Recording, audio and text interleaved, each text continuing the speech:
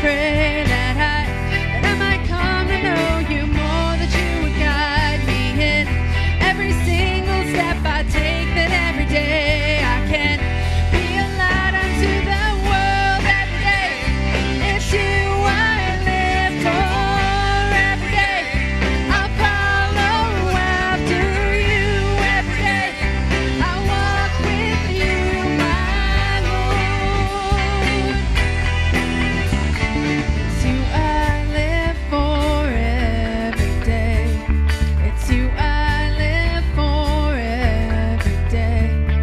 It's you I live for every day. Let's hear it, church. It's you I live for every day. It's you I live for every day. It's you I live for every day.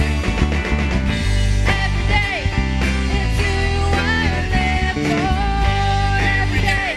I'll follow after you every day.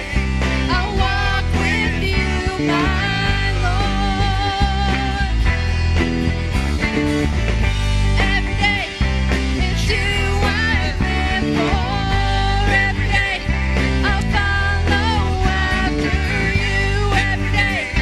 I'll walk with you, my Lord.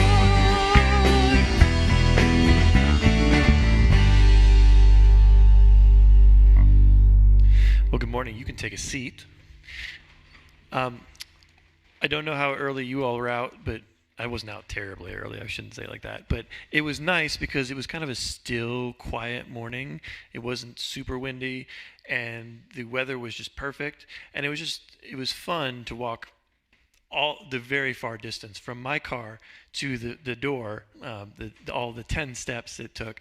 But in that time, it was like, man, this is a really nice morning. Like, this is a really good morning. And it's easy to be thankful and to praise God on the good mornings. Like when it's like, this is nice. This is a nice morning. So welcome to a nice Sunday morning. We are hopefully going to help some kids go to camp. The Lakeview Christian Camp up. What lake is it at, actually? Is it Webster? It's Webster. Okay, you guys know. So Webster Lake. So we go to Lakeview Christian Camp. Is at Webster Lake. And we like to have camp scholarships for kids who so they can go. And so if you would like to give to that, if you would let us know or earmark that on checks, or I think when you give online, you can designate where it goes to. And if you designate it for that, that would be helpful. I will also throw in another announcement here. I did this first service too, so Thane knows it's coming this time. This summer, we are not going to do normal youth group. I know this is mostly for parents, but we're not going to do the normal youth group rotation. Schedules are a little bit more crazy than I anticipated. I didn't realize how busy the summers were, so that was my fault for not knowing. I should have waited a little bit. But we are going to do a Tuesday night Bible study at 7:30. That shouldn't be a surprise to most of my youth. That shouldn't be. But we're going to just have a Bible study for that, and then there won't be a game time and stuff like that. So for parents, or if you know parents, you can let them know. Moving on.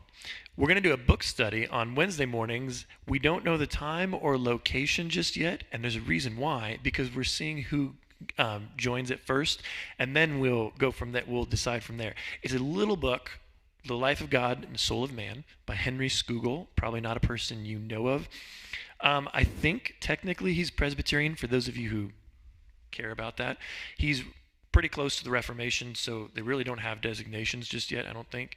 But he is a fun guy, died really young, and he was influential in seminary for me, so I'm really excited to be reading this guy again. So if you're interested, please let us know. The books will be coming in this coming Wednesday, and then the following Wednesday we'll be kicking that off. So if you're interested, please let us know. We support missionaries, which hopefully is not a surprise to anybody. However, we don't necessarily talk about them all that much. So what we're going to be doing over the summer is doing missionary spotlight days, and that's going to be highlighting a missionary every month. So the first Sunday of the month is going to be the missionary spotlight. And we're going to be kicking that off with the Labriel family. Sorry, I didn't click to the next slide. Who is this? The Labriel family.